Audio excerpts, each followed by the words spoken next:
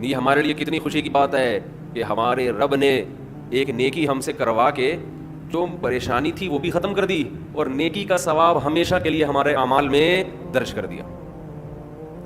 جب انسان گناہ کرتا ہے تھوڑی دیر کی لذت حاصل ہوتی ہے, یہ لذت تھوڑی دیر بعد ختم, اور نحوست اور گناہ اور اس کا عذاب آپ کے اعمال میں ہمیشہ کے لیے لکھ دیا گیا. ایسا ہوتا ہے کہ نہیں ہوتا؟ بد نظری ہے, انٹرنیٹ پر کوئی فحش چیز دیکھ رہے ہو, زنا کر رہے ہو, کچھ حرام کھا رہے ہو, تھوڑی دیر کا گناہ ہے, لذت تھوڑی دیر کی ہے, مزہ تھوڑی دیر کا. کوئی گناہ ایسا نہیں ہے جس میں ہمیشہ کا مزہ ہو. اللہ نے انسان کی خواہشات کو محدود اور صلاحیتیں بھی محدود.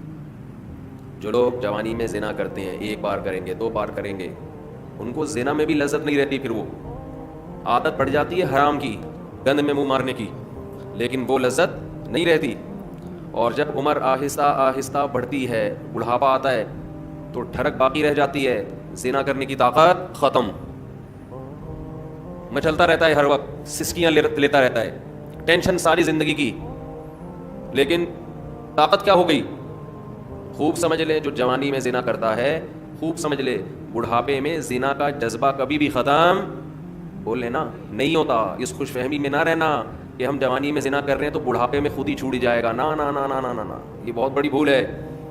زنا کا شوق بڑھاپے میں, اگر جوانی میں نہیں چھوڑا زنا تو بڑھاپے میں یہ شوق ختم نہیں ہوتا. اب خود سوچو, ایک چیز کا شوق باقی ہے لیکن اس کی طاقت ختم ہو گئی, کس قدر ٹینشن ہے, کس قدر عذاب ہے یہ. جن لوگوں کو جوانی میں لڑکوں سے بدفعلی کی عادت ہو, خوب سمجھ لو بڑھاپے میں یہ عادت کم نہیں ہوتی بلکہ بڑھتی ہے, لیکن برائی کی طاقت ختم ہو جاتی ہے. ایسے لوگوں کا بڑھاپا جوانوں سے زیادہ بدتر گزرتا ہے, بہت خطرناک. اللہ نے بڑھاپے میں یہ خاصیت رکھی ہے کہ جو چیز آپ میں جوانی میں ہوتی ہے, جو چاہتیں, بڑھاپے میں وہ کم ہونے کے بجائے بڑھتی ہیں. سمجھ رہے ہیں کہ نہیں سمجھ رہے؟ بار بار حدیث پیش کر چکا ہوں میں. نبی صلی اللہ علیہ وسلم نے فرمایا, یحرم ابن آدم ویشب فیہ اثنتان, الحرص علی المال وطول الامل. نبی صلی اللہ علیہ وسلم نے فرمایا, انسان جیسے جیسے سے بوڑھا ہوتا ہے, عمر بڑھتی ہے, 2 چیزیں اس میں جوان ہوتی چلی جاتی ہیں. کیا مطلب؟ طاقت پکڑتی ہیں 2 چیزیں. جسم جیسے جیسے کمزور ہو رہا ہے نا عمر بڑھنے سے, 2 چاہتیں اس میں کمزور ہونے کے بجائے جوان ہو رہی ہیں. ایک لمبی لمبی امیدیں, دوسرا حرص, لالچ, مال کی ہوس, یہ کم ہونے کے بجائے بولو بڑھتی ہے. پہلی بات تو یہ سمجھ لیں کہ نبی نے یہ نہیں فرمایا کہ انسان جیسے جیسے بوڑھا ہوتا ہے 2 چیزیں پیدا ہوتی ہیں, یہ نہیں فرمایا, بلکہ فرمایا 2 چیزیں, 2 برائیاں جوان ہوتی ہیں. جوان وہی چیز ہوتی ہے جو پہلے پیدا ہو چکی ہو. اس حدیث کا صاف مطلب ہے کہ جوانی میں اگر ان 2 چیزوں کو ختم کر دیا, برائیوں کو, تو پھر بڑھاپے میں یہ 2 چیزیں جوان نہیں ہوتی. جب ہے ہی نہیں تو جوان کہاں سے ہوں گی؟ اور اگر جوانی میں ان 2 برائیوں کو آپ نے ختم نہیں کیا تو اس امید پہ مت رہنا کہ جب بوڑھا ہو جاؤں گا تو یہ 2 برائیاں مجھ سے ختم ہو جائیں گی. نا نا نا نا, بڑھاپے میں یہ بڑھیں گی. نہیں سمجھ میں آ رہی یار, بہت مشکل ہو گیا سمجھانا. میں سمجھا پا رہا ہوں اپنی بات؟ لوگ کیا کرتے ہیں, جوانی میں پلان بنا رہے ہوتے ہیں, موت کی تیاری نہیں کرتے نا.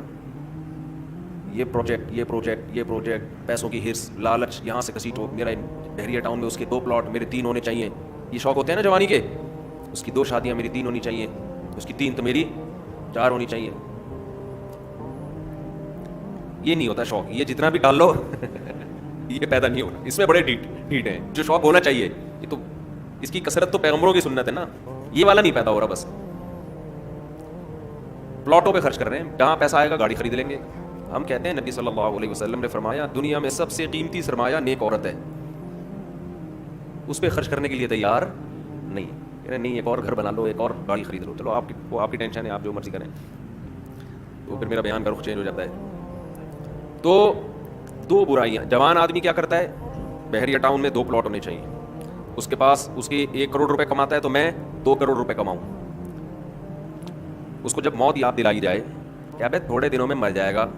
قبر جب تو پلاٹ خریدتا ہے تو قبرستان بھی تو جا کے دیکھا کرنا, قبرستان بھی تو جا کے دیکھ, تھوڑے دنوں میں وہاں جائے گا. تو شیطان اسے کیا کہتا ہے, بھائی تھوڑے دنوں میں کون آ رہا ہے, ابھی تو میں 30 سال کا ہوں, ابھی تو میں 35 سال کا ہوں, ابھی تو میں 25 سال کا ہوں, ابھی تو بڑا ٹائم ہے, ابھی تو میں ابا بنوں گا, پھر دادا بنوں گا, نانا بنوں گا, پھر بچے بڑے ہوں گے, بہت ٹائم ہے. تو وہ دنیا کی یہ ہوس جوانی میں ختم کرنے کی کوشش نہیں کرتا, اور وہ یہ سمجھتا ہے کہ جب میری ایج زیادہ ہوگی, بال سفید ہوں گے, کمر جھک جائے گی, کڈنی کا پرابلم, ہارٹ کا پرابلم شروع ہوگا, تو مجھے خود ہی اس دنیا سے رغبت ختم ہو جائے گی. ٹھیک ہے, پھر قبر کی بھی تیاری کر لیں گے, پھر یہ بزنس میں کاروبار میں دل کو اٹکانے کی کوشش نہیں کریں گے, پھر بحریہ ٹاؤن گیا تیل لینے, پھر جا کے قبرستان دیکھ لیا کریں گے. تو حدیث کا مطلب یہ ہے کہ یہ آپ کی خوش فہمی ہے, ایسا ہونے والا نہیں ہے, یہ دماغ سے نکال دو. جیسے جیسے عمر بڑھے گی نا, یہ لالچ اور طول الامل, لمبی امیدیں, لمبی امیدیں کا کیا مطلب, میں بھی نہیں مروں گا, یہ امیدیں کم نہیں ہوں گی بلکہ بڑھیں گی. اور پیسوں کی جو محبت ابھی آپ کے دل میں ہے یہ کم نہیں ہوگی, یہ محبت اور زیادہ بڑھے گی. میں کمال ہے نبوت کے علوم پر, ہم نے اپنی زندگی میں جو بوڑھے ہیں نا, جنہوں نے جوانی میں لالچ ختم نہیں کی, بالکل 100% اس حدیث کے مطابق ان کو پایا ہے, بالکل 100%. میں نے اپنی زندگی میں ہم نے دونوں طرح کے بوڑھے دیکھے ہیں, سخی بھی اور کنجوس بھی. اچھا پہلے تو میں حدیث کی تشریح ذرا مکمل کر دوں, پھر مثالوں سے بات سمجھاؤں گا. حدیث میں جب بھی یہ آتا ہے نا کہ یہ 2 چیزیں ایسی ہیں یا 3 چیزیں, تو یاد رکھو حدیث میں وہ عدد مقصود نہیں ہوتا. یہاں سے بہت سے لوگ دھوکہ کھاتے ہیں. میری ایک اہل حدیث عالم سے بحث ہوئی, وہ ایصال ثواب کے منکر نا, کہ میت کے لیے آپ کوئی نیکی کر کے اس کو ثواب نہیں پہنچا سکتے. میں نے کہا دلیل کیا ہے, کہنے لگے حدیث میں آتا ہے 3 چیزوں کا ثواب ملتا ہے, صدقہ جاریہ, جو اولاد آپ کے لیے دعا کرے, اور علم ينتفع به, وہ علم جو آپ چھوڑ کے جائیں. 3 ہیں, چوتھی کوئی نہیں ہے. بھائی حدیث میں جب بھی یہ آتا ہے نا یہ 3 کا عدد, یہ 4 کا عدد, تو اس پر امت کا اجماع ہے کہ اس سے وہ عدد میں محصور نہیں ہوتا. اس کا مطلب ہے کہ یہ 3 تو ہیں, جو بھی اس معنی کی ہوں گی وہ سب اسی میں داخل ہے. جیسے حدیث میں آتا ہے, ایک صحابی نے عرض کیا, یا رسول اللہ میں اپنی والدہ کے لیے صدقہ کرنا چاہتا ہوں, کیا ثواب ملے گا؟ آپ نے فرمایا ہاں. اب یہ نہیں کہ صرف صدقے میں ہی انحصار ہے, صدقہ تو ایک نیکی ہے. اس حدیث سے صاف پتہ چلتا ہے کہ نیکی جیسے اپنے لیے کی جاتی ہے, اپنے کسی مرحوم کے لیے بھی کی جاتی ہے, کی جا سکتی ہے. آپ صدقے کے لفظ کو پکڑ کے بیٹھ گئے, یہ صدقہ ہے تو باقی نہیں ہے. صدقے میں کون سی ایسی خاص بات ہے؟ اصل میں تو حدیث میں اصول اور ضابطہ بیان کر دیا جزیات کے ضمن میں. قرآن و سنت کی عادت ہے کہ جزیہ بیان کر کے لا بیان کیا جاتا ہے. جیسے قرآن کہہ رہے ماں باپ کو اف نہ کرو, تو یہ ایک جزیہ ہے, لیکن اس کے ضمن میں ایک لا بیان کر دیا کہ تکلیف نہ پہنچاؤ, کیونکہ اف کہنا بھی کیا ہے, تکلیف ہے. تو بیسک تکلیف پہنچانا ہے, اف کا لفظ یہ اصل مقصد نہیں ہے. اسی وجہ سے ہماری نظر میں جو راجح قول ہے دلیل کے لحاظ سے وہ یہی ہے کہ ایصال ثواب صدقہ کر کے بھی کیا جا سکتا ہے, اور کسی بھی نیکی کے ذریعے کیا جا سکتا ہے. یہاں پر پھر ایک اعتراض ہوتا ہے, یہ اعتراض کا جواب دے کے پھر آتا ہوں اصل, کیونکہ پھر لوگ شارٹ کلپ بنا کے آدھی چیز چلاتے ہیں. اعتراض یہ ہوتا ہے کہ صحابہ کرام سے ثابت کیوں نہیں ہے کہ کسی نے قرآن پڑھ کے ثواب پہنچایا ہو. سمجھتے ہیں؟ نہیں یاری سمجھ میں. ہمارے اہل حدیث حضرات اکثر یہ سوال کرتے ہیں کہ پھر صحابہ نے ایصال ثواب کیوں نہیں کیا.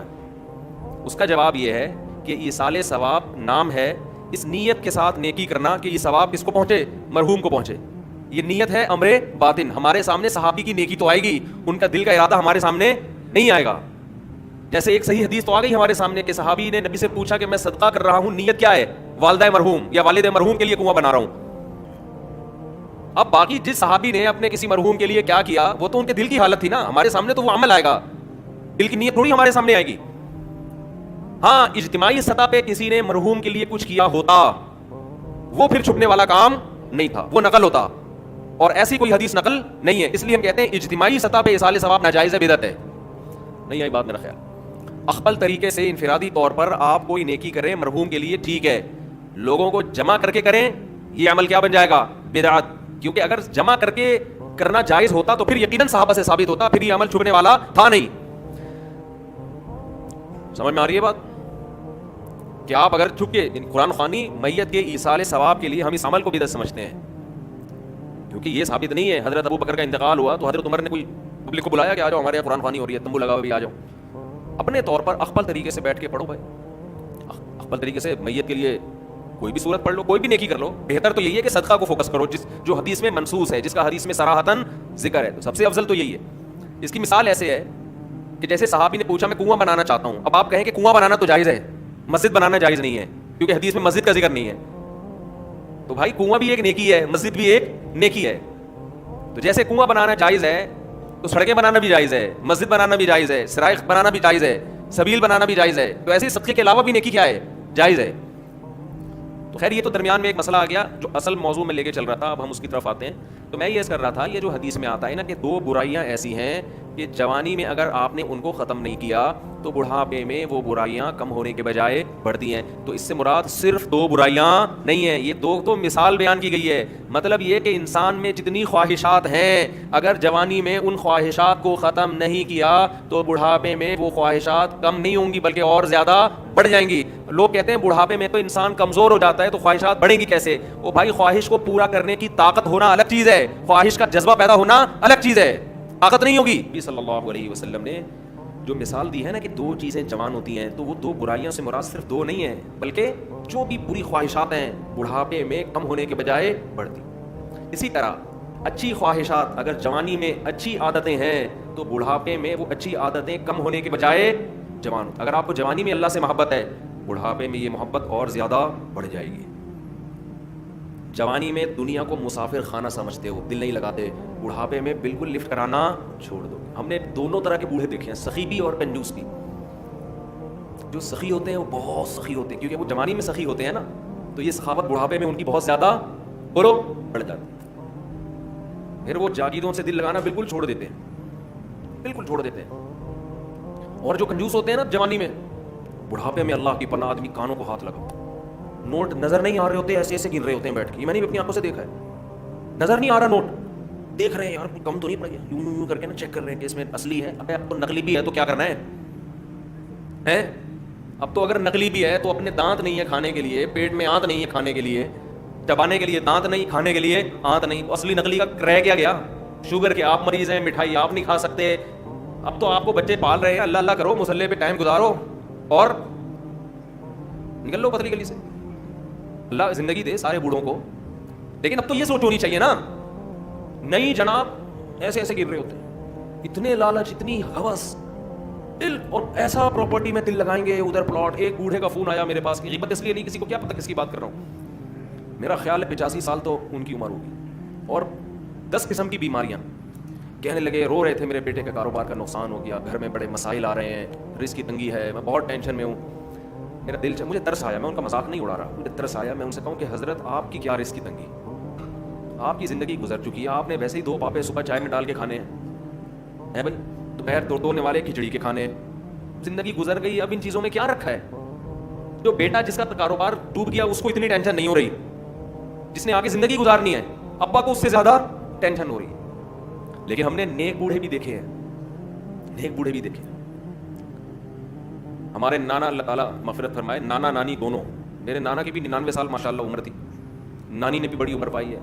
جب بھی ہم ان کے پاس جاتے تھے نا تو وہ شاعری شروع کر دیتے تھے, قبر کی آخرت کی, ٹھیک ہے, گھر جسے سمجھے ہو وہ تم گھر نہیں. مجھے پورا شعر یاد نہیں ہے ان کا, یعنی بار بار کہتے تھے بیٹا جس کو تم گھر سمجھ رہے ہو یہ گھر نہیں ہے, گھر اصل کیا ہے؟ قبرستان. اور سخاوت ایسی, کھلا رہے ہیں. ہر وقت کچن میں کھانا بنتا رہتا تھا.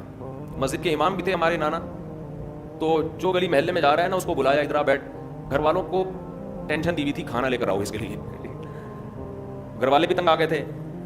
تنگ آنے کا مطلب ظاہر ہے بار بار کھانا گھر میں پکتا رہے, لیکن سخاوت تو تھی نا.